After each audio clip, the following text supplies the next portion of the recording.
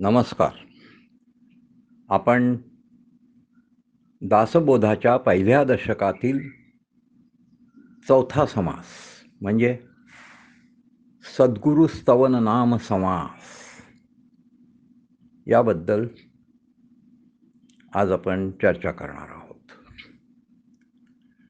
कालच सांगितल्याप्रमाणे हा समास फक्त 31 ओव्यांचा आहे आणि त्याचे सुटसुटीत असे 3 भाग होतात. ओवी क्रमांक 1 ते 7 हा पहिला भाग, 8 ते 30 हा दुसरा भाग आणि 31वी ओवी हा तिसरा भाग.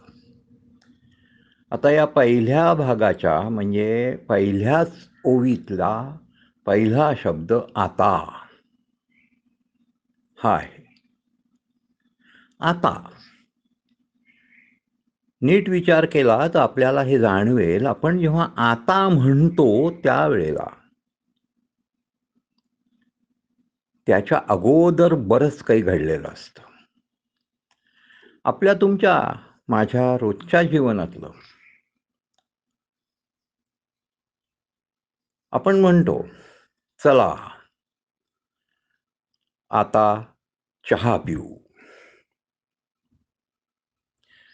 ह्याच्यातून काय प्रतिध्वनित होतं या आतामधून? तर जेवणं दुपारची होऊन बराच वेळ झालेला आहे, मध्यंतरी झोपही काढलेली आहे आणि म्हणून आता म्हणजे हे सगळं झाल्यानंतर आता चहा पिऊ. आता हा शब्द अनेक ठिकाणी अनेक ग्रंथांमध्ये येतो. तर इथे जो आता शब्द आहे त्याचं महत्त्व कळण्यासाठी,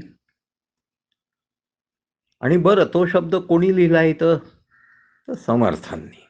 म्हणजे तो उगाच लिहिलाय का? नाही. कारण आता नंतरचं वाक्य आहे त्या ओळीमधलं, आता सद्गुरु वर्णवेना. वर्णवेना म्हणजे काय? की मला वर्णन करता येत नाही. कोण म्हणतंय? समर्थ. सद्गुरूंचं वर्णन मला करता येत नाही असं समर्थ म्हणतायत आणि त्याच्या अगोदर ते म्हणतायत आता. म्हणजे मग आताच्या अगोदर काय? तर त्यांनी आपल्या या दासबोध ग्रंथाबद्दलची ओळख करून दिली आणि त्याच्यामध्ये नानाविध विषय त्यांनी सांगितले. म्हणजे ज्या विषयांबद्दल ते या दासबोधामध्ये भाष्य करणार आहेत त्याचा त्यांनी अगोदर भरपूर अभ्यास केला आहे आणि म्हणूनच ते भाष्य करू शकणार आहेत, एवढं आपल्याला माहिती आहे, कळतं. दुसऱ्या समासामध्ये गणेश वंदनेमध्ये तुम्हाला आम्हाला ते आवडलं, त्याच्यावर कितीतरी चांगल्या प्रतिक्रिया आल्या, उत्तम रसग्रहण तुम्ही मंडळींनी केलं. तर ते असं गणेशाचं वर्णन ऐकताना आपल्याला समर्थांचं शब्द सामर्थ्य कळतं, आपल्याला त्यांचं भाषा प्रभुत्व कळतं आणि ते कळत असताना आपल्याला त्यांचा अभ्यासही कळतो. हे कोणी केलं? समर्थाने. त्याच्यानंतर शारदास्तवन. शारदास्तवन हे खरं म्हणजे गणेश स्तवनापेक्षा समजायला थोडंसं कठीण, अवघड, वेगळं. कारण आपण शारदा मातेबद्दल कधीच अशा पद्धतीनं विचार केलेला नसतो जसा समर्थांनी आपल्याला करायला लावला. म्हणजे आता या 3 समासांचं लेखन केलं, मी तुम्हाला सांगितलं असं समर्थ तुम्हाला त्या आता या शब्दामधून सुचवतायत. आणि लक्षात घ्या, समर्थांसारखा अतिशय व्युत्पन्न अतिशय थोर, काही बोलताच येत नाही हो. समर्थ म्हटलं की सगळं काय ते आलं. तेव्हा असं सगळं भाषा प्रभुत्व, असं सगळं ज्ञान, असं सगळं निरूपण करण्याची शक्ती असलेले समर्थ म्हणतात आता. म्हणजे हे सगळं मी केलं, मला मान्य आहे, तुम्हालाही ते कळलं, पण आता सद्गुरू वर्णवेना. बापरे, कोण म्हणतंय? तर समर्थ. हे लक्षात ठेवायचं. जेथे माया स्पर्शो शकेना. माया म्हणजे कोण? तीच महामाया. म्हणजे कोण? शारदा. ती कोण? तर त्या ब्रह्म म्हणून जे आहे, ब्रह्मदेव नाही बरं का, ब्रह्म जे अव्यक्त आहे, निराकार आहे, निर्गुण आहे, स्थिर आहे, अचल आहे, पण सर्वत्र आहे. सर्वत्र आहे आणि सर्वत्र नाही सुद्धा. असं जे ब्रह्म, त्याची कन्या, त्याची मुलगी शारदा, म्हणजेच माया किंवा महामाया, मूळ माया. तर समर्थ म्हणतायत सद्गुरू वर्णवेना, जेथे माया स्पर्शो शकेना.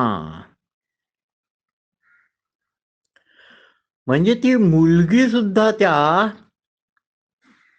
जी एवढी ताकदवान आहे, जी तुम्हाला आम्हाला बोलती करते, ती सुद्धा सद्गुरूंना स्पर्शू शकत नाही.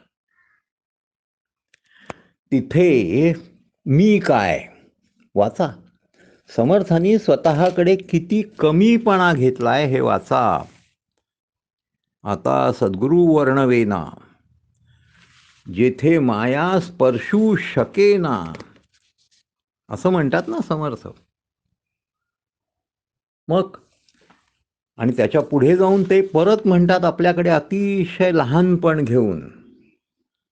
काय म्हणतात? की माझ्यासारख्या अज्ञानाला, मी अज्ञानी आहे, मी मूर्ख आहे, माझी मती मूढ आहे, अशा माझ्यासारख्याला हे कसं काय जमणार? असं कोण म्हणतंय? परत परत मी का सांगतोय कोण म्हणताय, कोण म्हणताय, कोण म्हणताय? तर हो, तुम्ही आम्ही म्हणत नाही आहोत, कोणी येरा गबाळा म्हणत नाहीये, तर समर्थ म्हणतायत. समर्थ म्हणतायत, याला महत्व आहे. कारण समर्थ हे असं काहीतरी आहे. तुम्हाला मी माझंच उदाहरण देतो.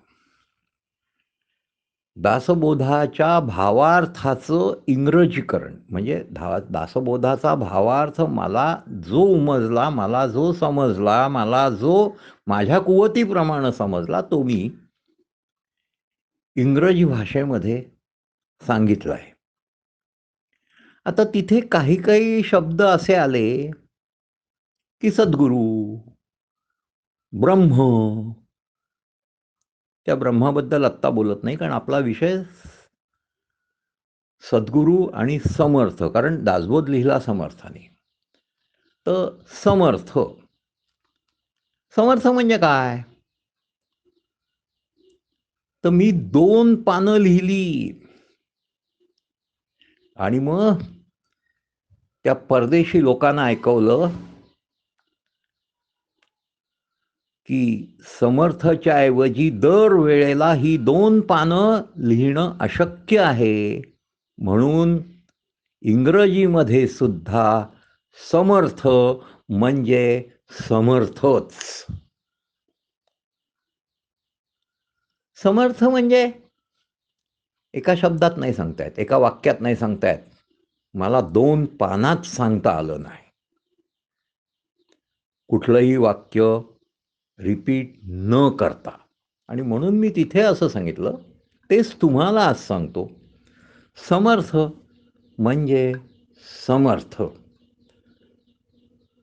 तर ते काय म्हणतायत, तर सद्गुरु वर्णवेना जेथे माया स्पर्शो शकेना स्वरूप मज अज्ञाना काय कळे.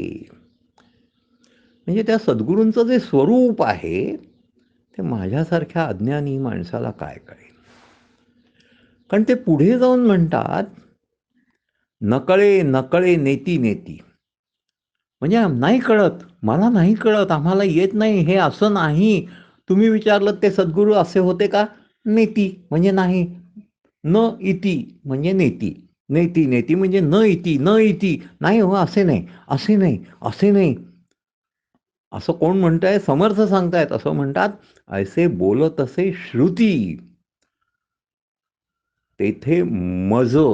लक्षात घ्या, समर्थ स्वतःला म्हणतायत, तेथे मज मूर्खाची मती पवाडेल कोठे.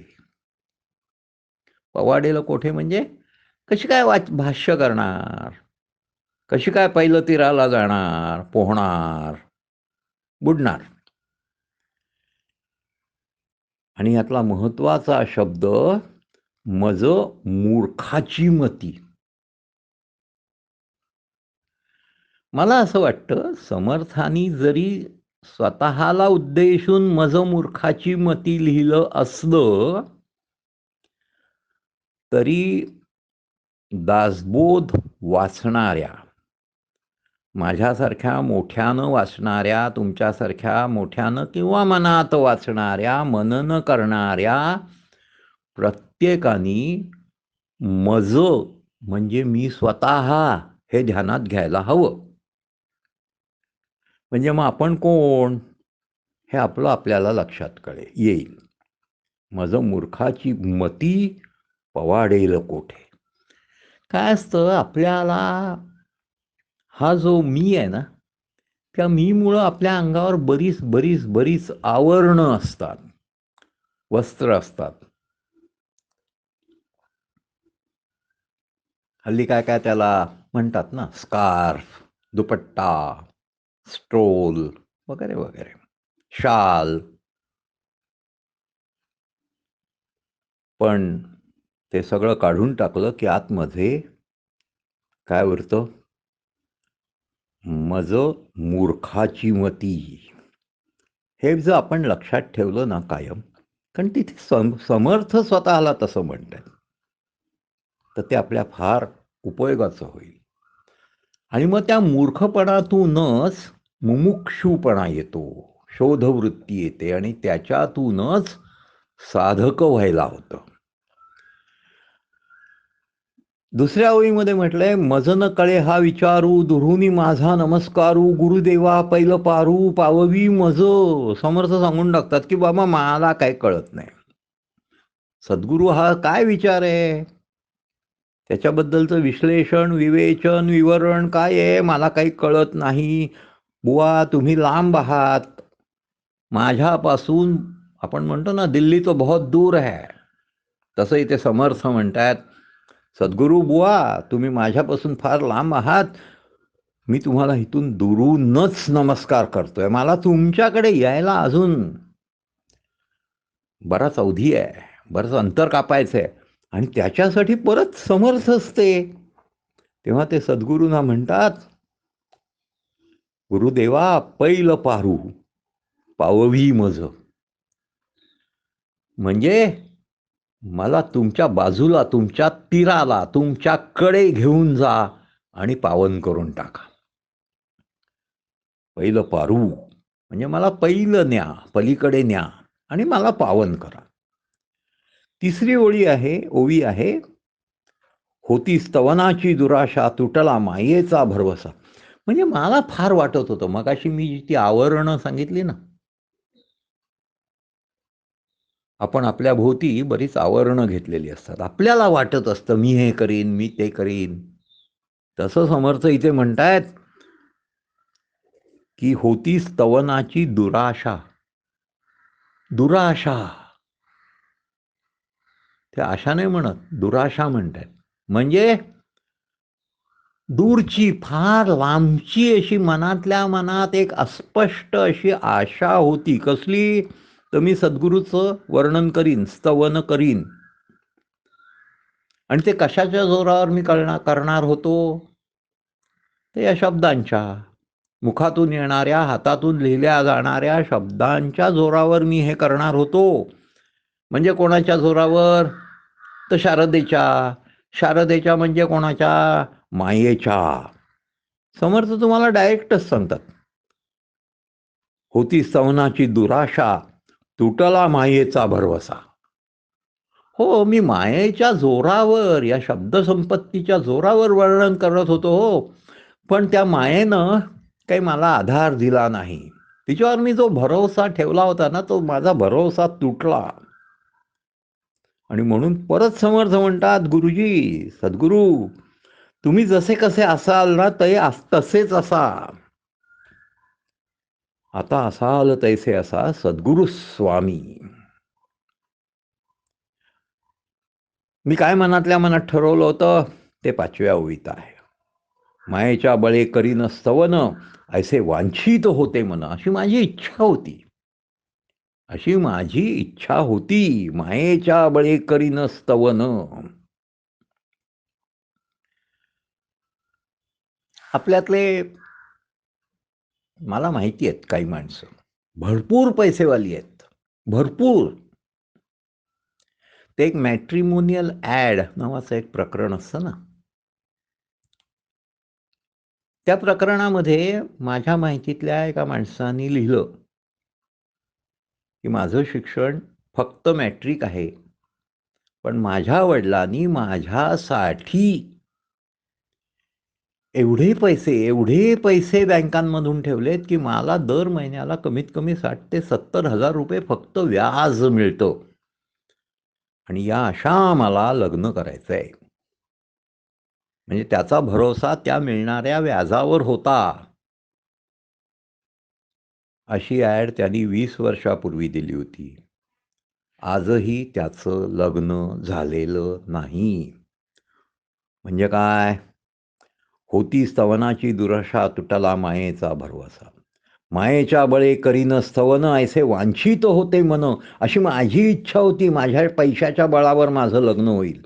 अशी माझी इच्छा होती की मायेच्या बळावर मी सद्गुरूंचं स्तवन करीन. काय झालं? अहो, ती बिचारी शारदा लाजली की हो, लाजली. ती म्हणली, नाही, मी नाही तुला मदत करू शकत, कारण मलाच अजून सद्गुरूंना स्पर्श करता आला नाहीये. माया झाली लज्जायमान, काय करू? आता काय करू हे समर्थ विचारतात, करायचं काय? आणि मग ते पुढे जाऊन सांगतात, नातुडे मुख्य परमात्मा म्हणून करावी लागे प्रतिमा. आपण ज्याला देव मानतो, कोणी शंकराला मानतात, कोणी देवीला मानतात, कोणी गणपतीला मानतात, कोणी विष्णूला मानतात, आणि कोणाला मानतात.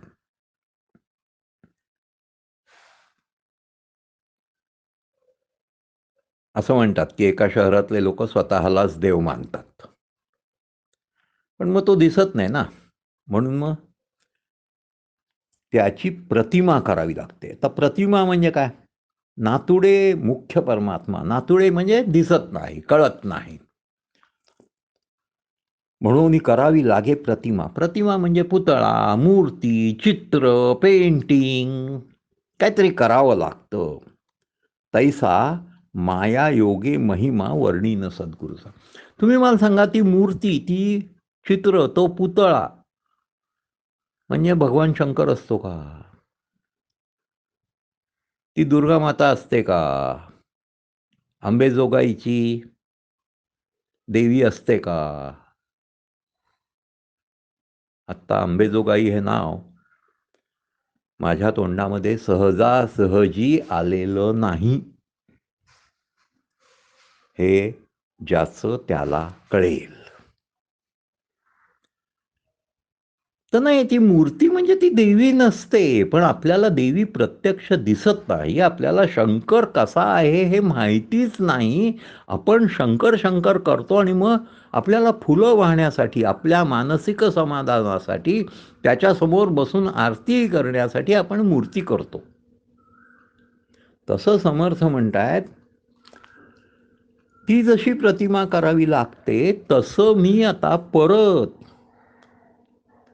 तैसा माया योगे, म्हणजे परत एकदा शारदेच्या मदतीनं तिने मला जे बोलतं केलंय त्याच्या मदतीनं मी सद्गुरूचा महिमा म्हणजे स्तवन करीन, त्याचा महिमा, त्याची गुणवत्ता तुम्हाला सांगेन. बरं, मग ही प्रतिमा आपण कशी करतो? भाव तो तैसा देव असं आपण म्हणतो ना, अभंगांमध्ये वगैरे अनेक ठिकाणी आहे. अरे जसा तुझा भाव तसा तुझा देव. तसंच इथे समर्थ म्हणतायत 7व्या ओवीमध्ये, आपल्या भावासारखा मनी, म्हणजे आपल्या भावामध्ये, मनामध्ये जो भाव असेल, मनामध्ये जो भाव असेल तसा आपल्याला देव दिसतो. तैसा सद्गुरू हा स्तवनी स्तवू आता, म्हणजे माझ्या मनामध्ये माझी जी भावना आहे सद्गुरू असा आहे, त्याप्रमाणे आपण आता सद्गुरूचं स्तवन करूया. ही तर 7वी ओवी संपते, म्हणजे पहिला भाग संपतो. आणि मग तो स्तवनाचा दुसरा भाग 8व्यापासून सुरू होतो. आणि हा 8वा भाग मनन करण्यासारखा आहे. मी त्याच्यात सांगावं असं काहीही नाही. अतिशय सोप्या शब्दांमध्ये समर्थांनी सांगितलंय. शब्दांची फोड करून दाखवायला नकोय, एवढं सुस्पष्ट आहे. त्याच्यावर मनन करायला हवंय, त्याच्यावर मनन करायला हवंय. आणि हे जे वर्णन आहे ते त्यांनी वेद आणि श्रुती पुराणांनुसार केलंय.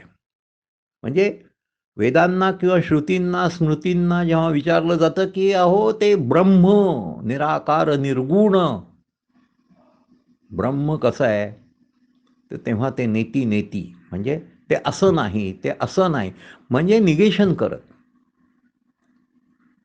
म्हणजे नकारात्मक भूमिका घेऊन. ते साखरेसारखं गोड आहे का? नाही हो, साखरेसारखं नाही. गोड आहे पण साखरेसारखं नाही. बर, मग गुळासारखं आहे का गोड? नाही हो, ते गोड आहे पण गुळासारखं नाही. मग ते गोड मधासारखं आहे का? नाही हो, ते मधासारखंही गोड नाही, पण गोड आहे. आता हे काय? मग ते श्रीखंडासारखं गोड आहे का? गोड आहे पण श्रीखंडासारखं नाही. ह्याला मी हे सगळं कशासाठी, हे आपली व्यावहारिक उदाहरणं देऊन अशासाठी सांगतोय की नेती नेतीचा अर्थ काय? न इति न इति न इति न इति न इति. आणि ती न इति न इति संपते कुठे? तर आपल्या भोवती हे जे पंचभूतांनी उभं केलेलं विश्व आहे आणि आपणही त्यातला भाग आहोत, त्यातल्या प्रत्येक वस्तूकडे बघून ब्रह्म याच्यासारखं नाही, ब्रह्म याच्यासारखं नाही, या पद्धतीनंच समर्थांनी सद्गुरूंचं वर्णन केलं आहे. तुमच्या काही लक्षात येत आहे का? वेदांनी नेती नेती नेती ज्याला म्हटलं त्याला समर्थ सद्गुरूचं वर्णन करताना नेती नेती नेती म्हणतायत. म्हणजे काय? तर समर्थांच्या मनाच्या गाभाऱ्यात सद्गुरू म्हणजे ते ब्रह्म आहे, निराकार निर्गुण. निराकार निर्गुण ते ब्रह्म आहे. या सगळ्या गुणांच्या पलीकडचं किंवा गुणांच्या अलीकडचं असं ते ब्रह्म म्हणजे सद्गुरू. आणि हे सगळं नेती नेती म्हणताना लक्षात घ्या, परत एकदा, नेती नेती म्हणताना समर्थांनी एवढ्या उत्तुंग, एवढ्या उच्च श्रेणीच्या, एवढ्या मोठाल्या गोष्टी घेतल्या आहेत, एवढी मोठाली उदाहरणं दिली आहेत, त्याला दृष्टांत देणं म्हणतात. एवढी मोठाली उदाहरणं, एवढे मोठाले उत्तुंग असे दृष्टांत दिले की जे फक्त समर्थच देऊ शकतात. हो, कॅप्टन बोरसाने उदाहरण देताना साखरेचं दिलं, श्रीखंडाचं दिलं, गुळाचं दिलं, कारण अहो या मूढाची मती तेवढीच. फरक लक्षात घ्या, कारण ह्याच्या पुढची उदाहरणं ऐकण्यासारखी आहेत. ते म्हणतात 8व्या श्लोकात ते काय म्हणतात की जय जयाजी, म्हणजे पहिल्यांदा ते जय जयकार करतात. सद्गुरु राजा, विश्वंभरा म्हणजे तू विश्वास भरलेला आहेस, विश्वबीजा म्हणजे तू विश्वाचं बीज आहेस, ज्याच्यापासून विश्व निर्माण होतं असं लोकांना वाटतं. परमपुरुषा मोक्षध्वजा, तू परमपुरुष आहेस. परम म्हणजे मोठ्यात मोठा किंवा लास्ट वर्ड, ज्याला इंग्रजी म्हणतात ना, लास्ट वर्ड. परमपुरुषा असा तू आहेस. मोक्षध्वजा दीनबंधू. आता इथे मोक्षध्वजा म्हणजे ते जे 4 मोक्ष, मोक्ष म्हणजे काय, मुक्ती. त्या 4 ज्या मुक्ती सांगितलेल्या आहेत त्याचे ध्वज म्हणजे त्या ज्या खुणा आहेत, बेंचमार्क्स, ते तू आहेस. आणि पुढे लिहिलंय दीनबंधू. आणि ह्याच्यात लक्षात घ्या, ह्यातला दीन मधला दीन, दी दीर्घ आहे. दीन म्हणजे गरीब, गरिबांचा बंधू. मी इथे दीर्घ आहे हे तुमच्या लक्षात आणून देतोय, कारण पुढच्या ओव्यांमध्ये एका ठिकाणी दीन हा ऱ्हस्व आहे. आणि बरेचसे लोक काय वरवरती वाचतात आणि तिथे त्या दीनचा अर्थ ते गरीब असाच घेतात. म्हणून मी आत्ताच पहिल्यांदाच लक्षात आणून दिलं की इथे समर्थांना ऱ्हस्व दीन आणि दीर्घ दीन माहिती होतं. ऱ्हस्व दीन आणि दीर्घ दीन हे माहिती होतं. मी हे उच्चारातून दाखवलं. तर ते म्हणतात तुझी, त्याच्या पुढच्या ओळीत आहे तुझी येणी अभयंकरे, म्हणजे करे म्हणजे हात, करे म्हणजे हात. अभय म्हणजे ज्याच्यामुळं भीती नाहीशी होते असा तुझा हात. म्हणजे तुझा हात हातात घेतला की माझ्या आजूबाजूची जी माया जी सगळी आहे ती गळून पडते, ओसरते. म्हणजे पुराचं पाणी ओसरलं ते खाली गेलं. अरे मी तुझा हातात हात घेतला ना सद्गुरू, मी तुमचा हात हातात घेतला की आजूबाजूचं सगळं विश्व लयाला जायला लागतं, ओसरायला लागतं. आणि त्याने उदाहरण कसं दिलंय, परत ते समर्थांचं उदाहरण आहे. जैसे सूर्यप्रकाशे अंधारे पळवून जाय, म्हणजे सूर्यप्रकाश दिसला आला की जो अंधार असतो तो नाहीसा होतो, हो की नाही? अंधार नाहीसा होतो. पण मग म्हणून सद्गुरूला सूर्याची उपमा देता येईल का? तर दुसऱ्या ओळीमध्ये ते सांगतात नाही हो, आदित्य म्हणजे सूर्य हा अंधकाराचं निवारण करतो, अंधकाराला संपवतो. हे जरी मान्य असलं, परंतु सूर्यास्ताला गेला, रात्र सुरू झाली की तो परत अंधार बाबा आपल्या जीवनामध्ये येतो. म्हणून सद्गुरूला सूर्य म्हणताच येत नाही. काय झेप आहे बघा. बरं, हे झेप म्हणजे आपल्यालाही माहीत नसतं का? आपल्याला माहीत असतं, पण ते समर्थांनी तेवढ्या पटकन सांगून टाकलं आणि सुस्पष्टपणे, कुठलाही आडपडदा न ठेवता, उगाच शब्दांचा डोलारा न उभारता. नाही तर मध्यंतरी मी तुम्हाला एका वक्त्याचं सांगितलं होतं तसं. भरपूर बोलायचे, पण समोरच्या लोकांना ते काय बोलले हे कळायचंच नाही. कारण शब्दांचा डोलारा, शब्दांचं बहिरप शब्दांचं डेकोरेशन एवढं काही प्रचंड मोठं असायचं. समर्थांचं तसं नाही आहे. ते धाडकन सांगून मोकळे होतात. तुझी ये ना अभयंकरे अनावर माया हे ओसरे, जैसे सूर्यप्रकाशे अंधारे पळवून जाय. अंधार पळून जातो, परंतु आदित्य म्हणजे सूर्य अंधकार निवारतो. परंतु मागुते ब्रह्मांड भरे, पण त्यानंतर ब्रह्मांड भरतं कशाने? केव्हा? निशी झाली यानंतरे, म्हणजे रात्र नंतर झाल्यानंतर हे ब्रह्मांड परत एकदा काळोखानी भरतं. 10वी ओवी संपली. त्याच्यानंतर सगळं अगदी सोपं आहे.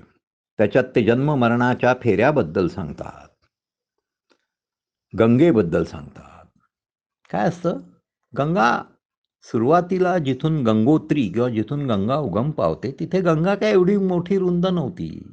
ती हळूहळू मोठी होत गेली, कारण आजूबाजूच्या बारक्या बारक्या नद्या, ओढे तिला येऊन मिळाले.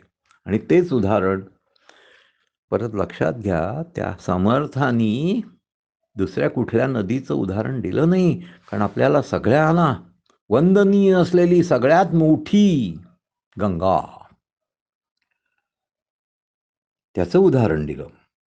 की ते कसं काय, तर गंगेमध्ये जेव्हा एखादी नदी येऊन मिळते तेव्हा त्या नदीचं दुसऱ्या नदी येऊन मिळते, 10 नद्या येऊन मिळतात, पण एकदा त्या गंगेत मिळाल्या की त्यांचं पाणी, अरे हे त्या अमकी तमकीचं पाणी, हे त्या तमकी अमकीचं पाणी, हे माझ्या गावच्या नदीचं पाणी बरं का गंगेत मिळालंय, तुम्हाला वेगळं दाखवता येत नाही हो, ती गंगाच होऊन जाते. परंतु तुमच्या गावच्या नदीचं नाव ते तसंच राहतं ना, बरोबर की नाही.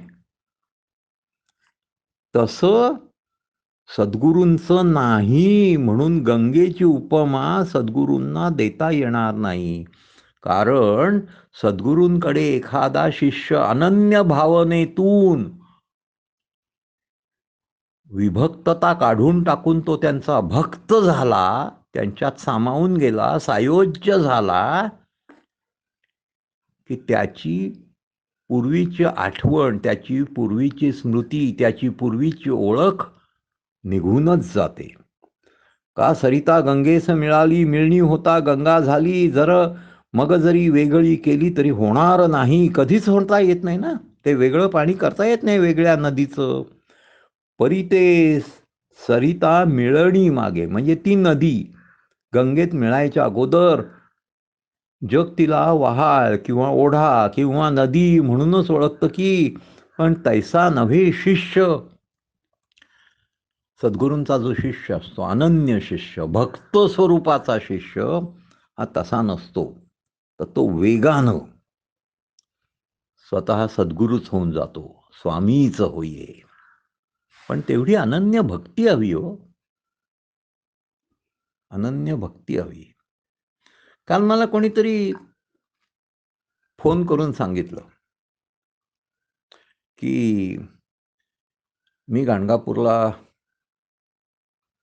नेहमी येत जात असते किंवा असतो, कोणीही असू शकेल, आणि तिथे की नाही मला एवढं मानतात की मला त्या देव्हाऱ्याच्या आतमध्ये प्रवेश देतात.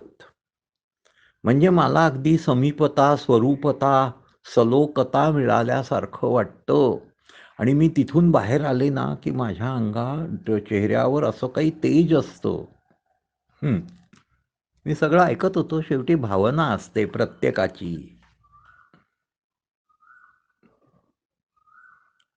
हे कशाबद्दल सांगितलं जात आहे, तर पंचमहाभूतातून बनलेल्या देवळाबद्दल. लक्षात घ्या, महापूर आला की काय होतं, नदीमध्ये ते सगळं वाहून जातं. म्हणजे तुम्हाला आलेलं तेज, तुम्हाला मिळालेली लोकप्रियता सुद्धा तशीच वाहून जाते. तुम्हाला भक्त व्हायचंय ते त्या निराकार ब्रह्माचं, हे लक्षात असून द्यावं.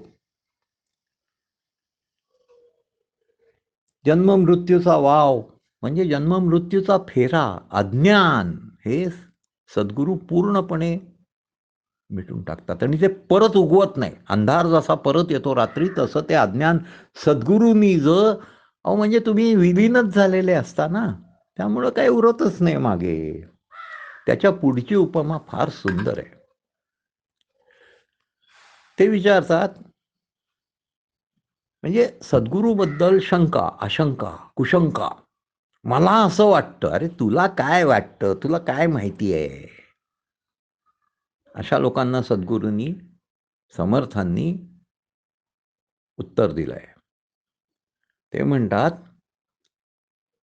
तुमच्याकडे सोनं असेल तर ते कितीही पाण्यात ठेवलं, कितीही दमट हवेच्या ठिकाणी ठेवलं तरी ते गंजेल का? नाही. त्याचं लोखंड होईल का? नाही, ते झिजेल फार फारचं, पण त्याचं लोखंड होणार नाही. हा जसा तुम्हाला दृढ विश्वास आहे, म्हणून तर आपण सोन्याचे दागिने करतो ना. सोन्याचे दागिने का करतो? कारण त्याची किंमत, हल्लीच्या भाषेत बोलायचं म्हणजे त्याची व्हॅल्यू कधी डिव्हॅल्युएट होत नाही, कधी कमी होत नाही.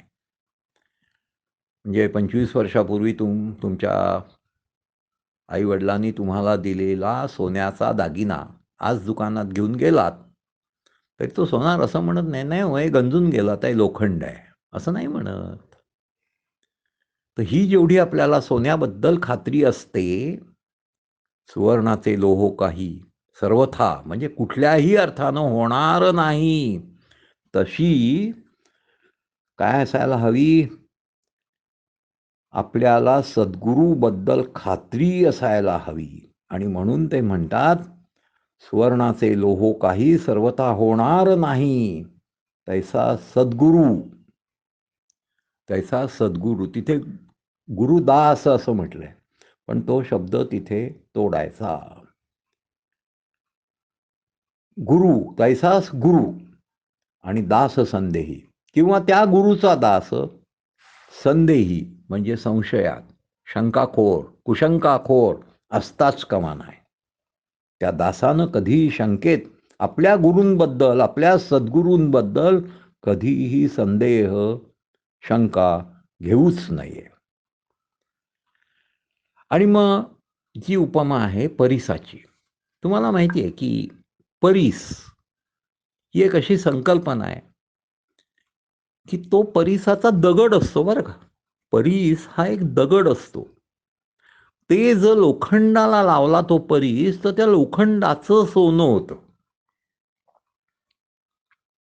कबूल आहे? परीस जर लोखंडाला लावला तर लोखंडाचं सोनं होतं.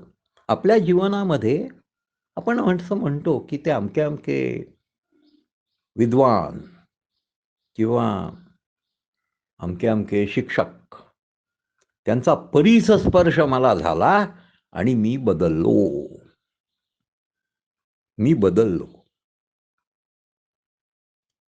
असं आपण म्हणतो. परीस स्पर्शाने लोखंडाचं सोनं होतं हे आपल्याला माहिती आहे. परंतु तुम्हाला एक गंमत माहिती आहे का?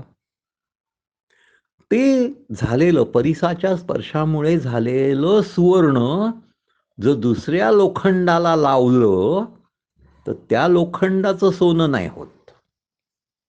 म्हणजे काय? त्या सुवर्णाच्या अंगी परिसाची जी गुणवत्ता असते ते येत नाही. आणि पुढे जाऊन समर्थ असं म्हणतात, परीस आपण ऐसे करीना. म्हणजे परीस लोखंडाचं सोनं बनवतो हे मान्य, हो, निर्माण करतो सोनं, पण परीस दुसरा परीस निर्माण करत नाही. परीस आपण ऐसे करीना, सुवर्णे लोहो पालटेना. म्हणजे परिसांनी जे सुवर्ण तयार केलं ते जर दुसऱ्याला लावलं तर ते बदलत नाही.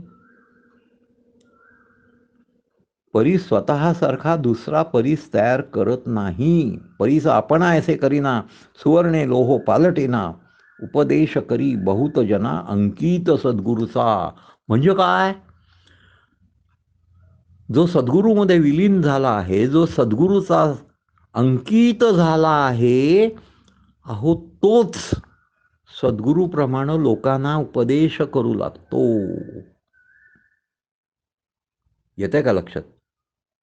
मगाशी मी तुम्हाला उदाहरण देताना असं म्हटलं की आपल्या जीवनामध्ये कुठले तरी शिक्षक असतात, गुरु असतात, विद्वान असतात, आणि आपण त्यांच्याबद्दल असं म्हणतो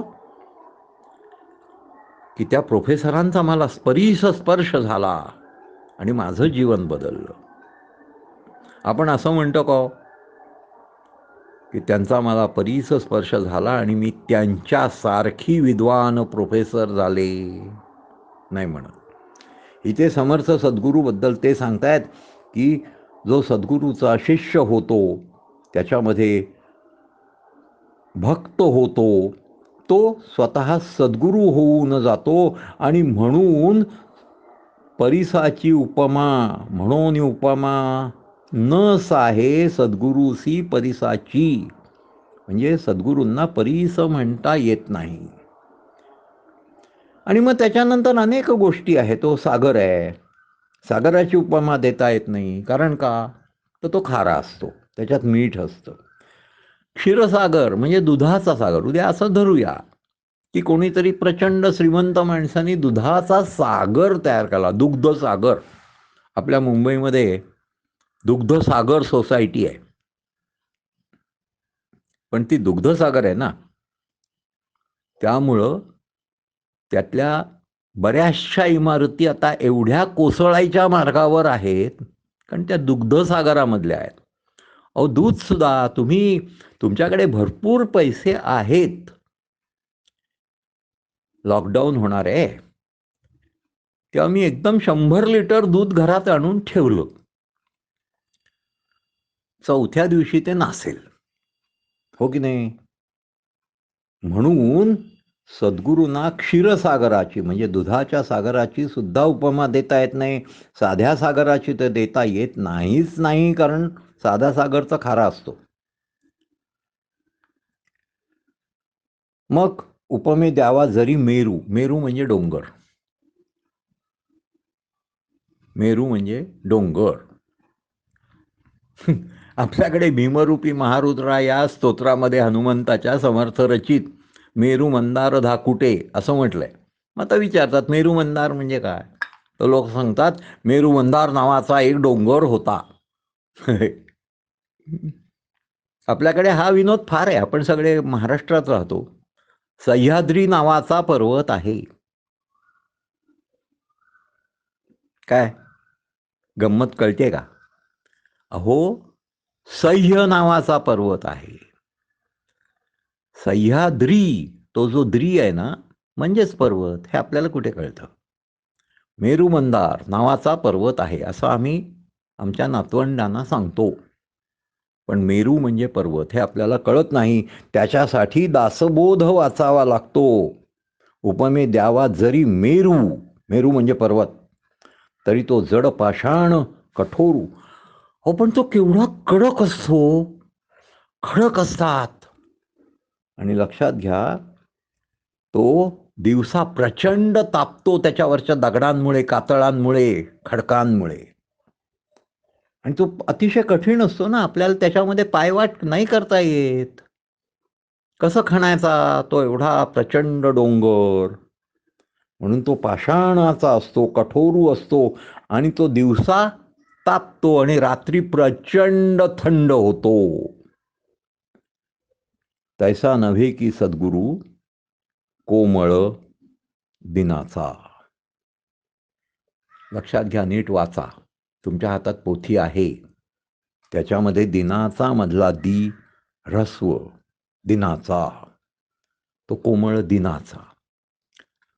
तुमच्याकडे शब्दकोश असेल, मोठा मोठा हवा, लहानसा नाही. पॉकेट डिक्शनरी नको. त्याच्यामध्ये दिन या शब्दाचा अर्थ दिवस आणि रात्र ह्याच्यापासून जो अवधी होतो तो म्हणजे दिन. आणि म्हणूनच आपण दिनांक म्हणतो ना. काही लोकांना वाटतं दिन म्हणजे फक्त दिवस, कारण दिनकर सूर्य. म्हणून इथे त्यांनी म्हटलंय तो जो पर्वत आहे मेरू जो आहे तो अतिशय कठीण आहे, कठोर आहे. कठोर कशासाठी? तो दिवसाच्या उन्हामध्ये तापतो, तो जड आहे, त्याला काही भावना नाहीये. तो दिवसा तापतो, रात्री थंड होतो. तैसा नव्हे की सद्गुरू कोमळ दिनाचा, म्हणजे पूर्ण दिवसभर तो कोमलच असतो, कोमळच असतो. हे लक्षात घ्या. इथे आपली 18वी ओवी संपते. पुढे गगनाची उपमा आहे, पण ती सद्गुरूंना लावता येत नाही. कारण समर्थ म्हणतात गगना परीस ते निर्गुण, म्हणजे गगनाहूनही, गगनापेक्षाही परीस म्हणजे परी, गगना परीहून, त्याच्याहून ते निर्गुण आहे. कारण गगन आकाश कुठे निर्गुण असतं? आपण म्हणतो ते निर्गुण निराकार आहे, नाही हो, तसं नाही आहे. त्याच्यामध्ये ढग येतात, अंधकार होतो, मग कुठे निर्गुण? अंधकार गुण आहे ना, ढगांमुळे सावली पडते ना, ते अभ्राच्छादित होतं ना, मग ते कसलं निर्गुण? म्हणून समर्थ म्हणतात त्याला नाही देता येत गगनाची उपमा. कोणाला? सद्गुरूंना. पुढे ते म्हणतात जमीन, आपण म्हणतो हो जमीन, जमीन धीरपणे उपमू जगती, धीरपणे म्हणजे धीरासाठी, धीर म्हणजे अतिशय धैर्यवान, अस्थिर होत नाही असं, अशी जमिनीची उपमा. आपण म्हणतो ना, अरे जमिनीवर पाय घट्ट रोवून उभा राहा. कशावर म्हणतो? जमिनीवर. का? तर आपल्याला वाटतं जमिनीवर पाय घट्ट रोवून उभं राहिलं की आपण स्थिर.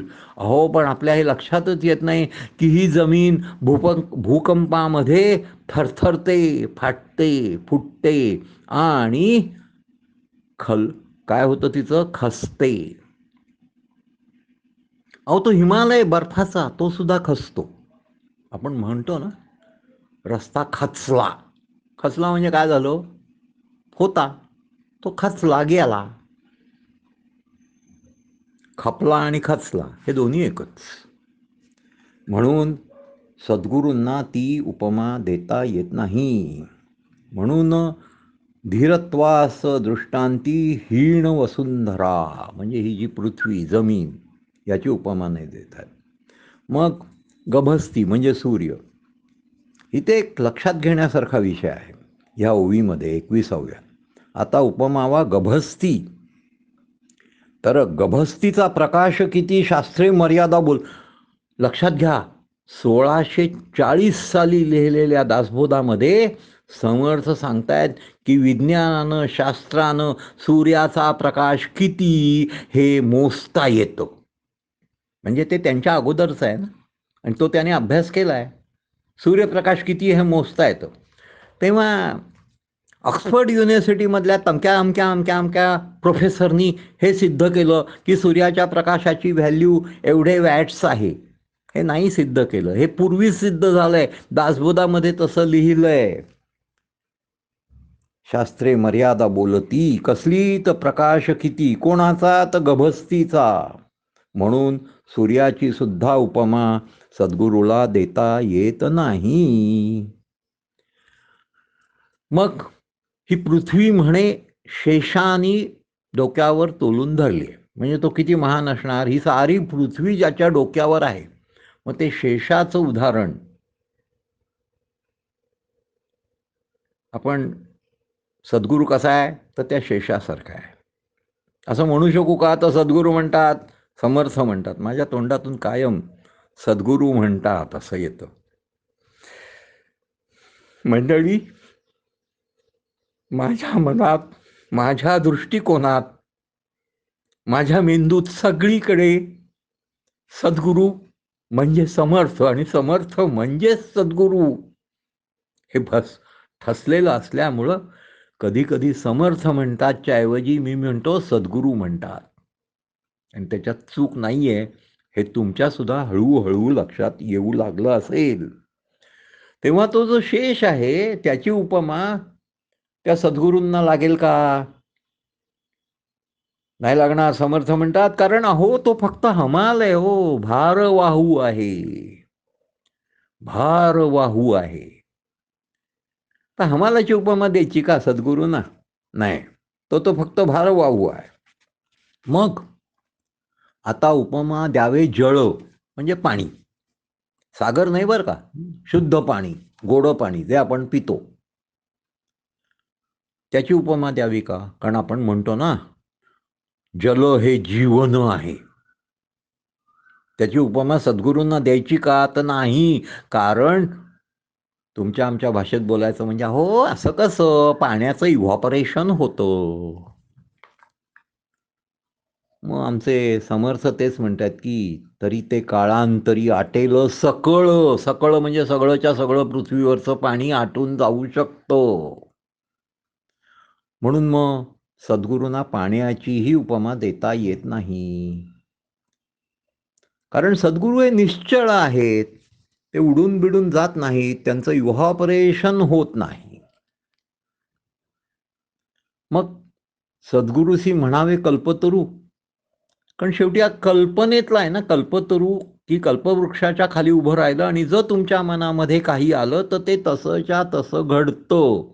सद्गुरूसे म्हणावे कल्पतरू तरी हा कल्पनेती ती विचारू. कल्पवृक्षाचा अंगीकारू कोण करी. खरा कल्पवृक्ष कोणी बघितला आहे? कारण शेवटी कल्पतरू हा कल्पनेमधला आहे. त्यामुळं परत सद्गुरूंना कल्पतरू म्हणता येत नाही. चिंता मात्र नाही मनी कोण पुसे चिंतामणी कामधेनूची दुभणी निक्कामासीन लगती. एका ओवीमध्ये त्यांनी दनादन दनादन दाणादाण उडवले तुमच्या आमच्यासारख्यांची. आपल्या मनात कधीतरी येतं ना, आपल्या घरी कामधेनू असती, म्हणजे मनामध्ये जी जी इच्छा मी आणीन, जे जे मी मागणं करीन, ती माझी कामना ती कामधेनू पूर्ण करीन. पण कामधेनू असं सद्गुरूंना म्हणता येत नाही. कारण त्या सद्गुरूंच्या मनामध्ये कुठली कामनाच नाही. सद्गुरूंमध्ये एकदा विलीन झालं की कुठली कामना, इच्छा, आकांक्षा, अपेक्षा उरतच नाही ना. म्हणून मग ते कामधेनू ही काही कामाची नाही. चिंता मात्र नाही मनी. अजिबात मनामध्ये कसली चिंताच नाही. कसलीही चिंता नाही. मग अशा माणसाच्या हातामध्ये चिंतामणी नावाचा रत्न, म्हणजे ते परत एक काल्पनिकपणा आहे की असं रत्न की तुम्ही ते हातात घेतलं की तुमच्या सगळ्या चिंता मिटतील.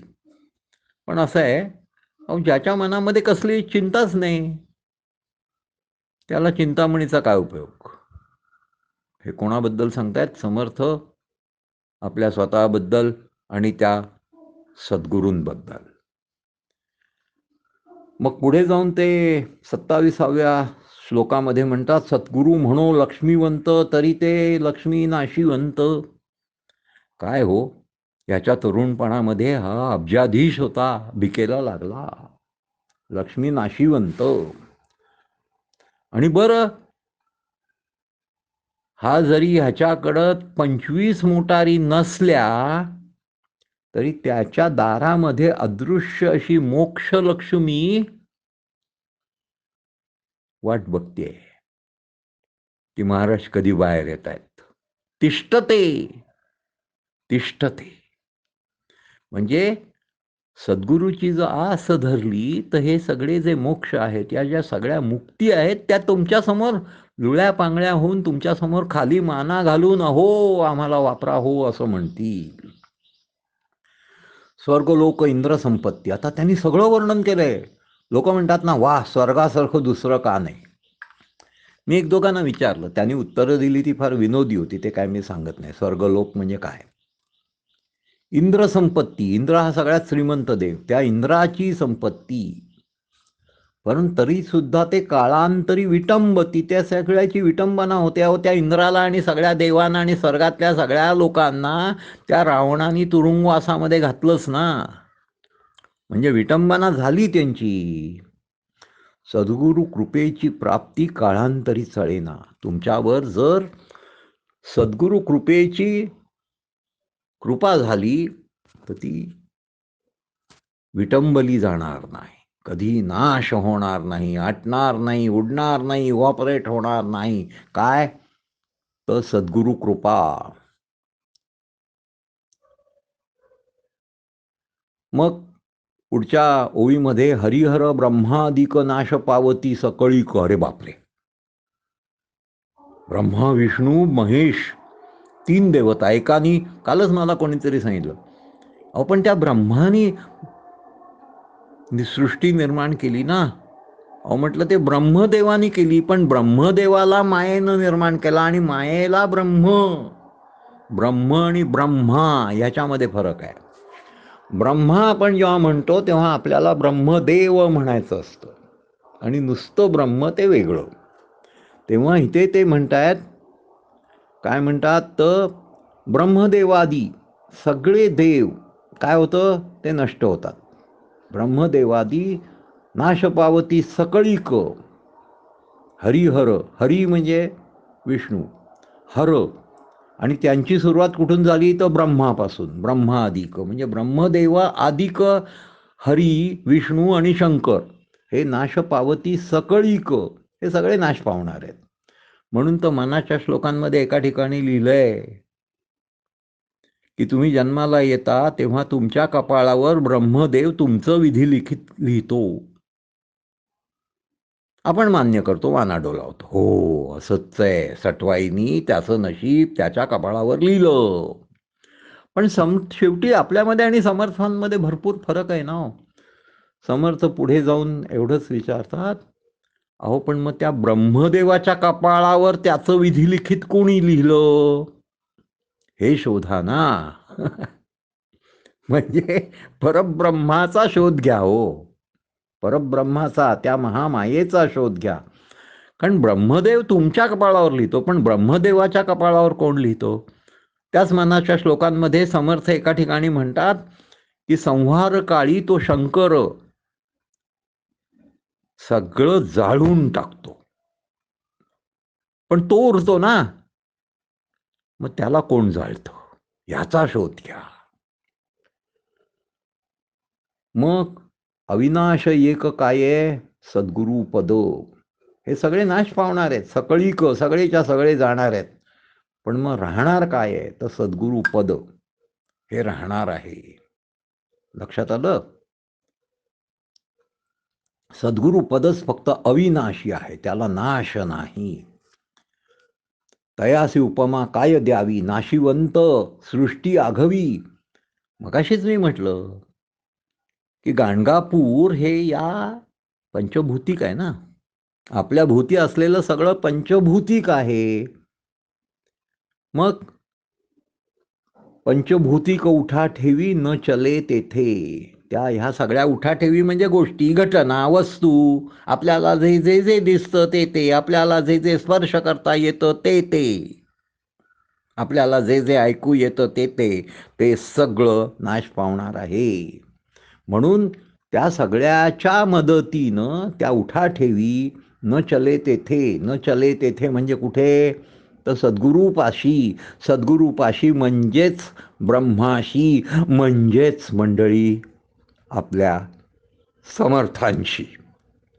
म्हणून सद्गुरू वर्णवेना, सद्गुरूचं नाही वर्णन करतायत. 2 पानं लिहून झाली सद्गुरू म्हणजे काय, 2 पानं लिहून झाली समर्थ म्हणजे काय.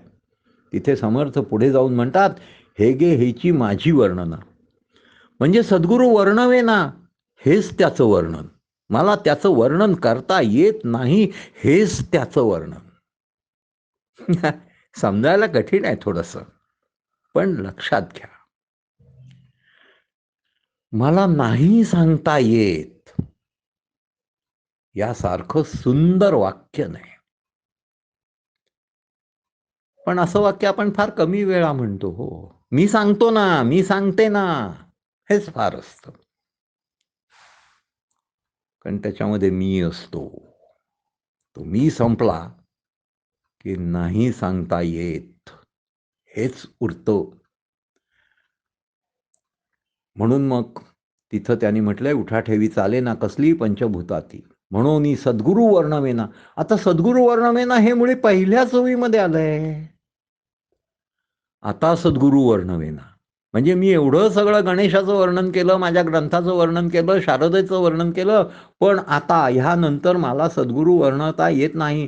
पहिल्या ओळीमध्ये जे सांगितलंय तेच 31व्या ओळीमध्ये समर्थ सांगतात की म्हणून, म्हणजे आता एवढी सगळी कारणं दिली ना. मगाशी म्हटलं होतं आता सद्गुरू वर्णवेना, आणि आता इथे ते म्हणतात म्हणून, म्हणजे मी तुम्हाला मंडळी कारणं सगळी सांगितली हो, मी माझ्या दृष्टीनं पटवून दिलं, पण तरी सुद्धा मला सद्गुरूंचं वर्णन करता येत नाही. हे गे हेची माझी वर्णना. अहो हेच माझं वर्णन, अधिक काय सांगू. हेच माझं विवेचन. अंतर्स्थितीची आखुणा अंतर्निष्ठ जाणती. म्हणजे माझ्या मनामध्ये काय आहे, मला नक्की काय म्हणायचंय हे मी न म्हणता समोरच्याला जाणवतं, त्यालाच ते कळतं. नाही तर उद्या काय होणार आहे, ते बोडस एवढं बडबड बडबड बडबड 1 तास बोलले, पण त्यांनी सद्गुरू कसा असतो हे काय सांगितलं नाही. त्या मंडळींना 31वी ओवी कळलेली नाही. अंतर्स्थितीची आखुणा अंतर्निष्ठ जाणती. कळलं का मी काय म्हटलं ते? इथे सद्गुरु स्तवन समास संपतो. आत्ता मी हे तुम्हाला जेव्हा पाठवीन तेव्हा साधारण 7:30 वाजलेले असतील. तुम्हाला जेव्हा हे पहिल्यांदा वाचायला मिळेल तेव्हा साधारण 7:30 वाजलेले असतील. आजचा पूर्ण दिवस, उद्या दुपारपर्यंत याच्यावर मनन करा. एक लक्षात घ्या, सद्गुरु स्तवन समास हा शब्दांच्या बाबतीत जेवढा सोपा आहे तेवढा मननाच्या बाबतीत जास्ती तुमचा वेळ घेणारा आहे. तुमचा तो वेळ घेईल आणि तो वेळ सत्कारणी लागेल. एवढंच सांगतो आणि थांबतो. जय जय रघुवीर समर्थ.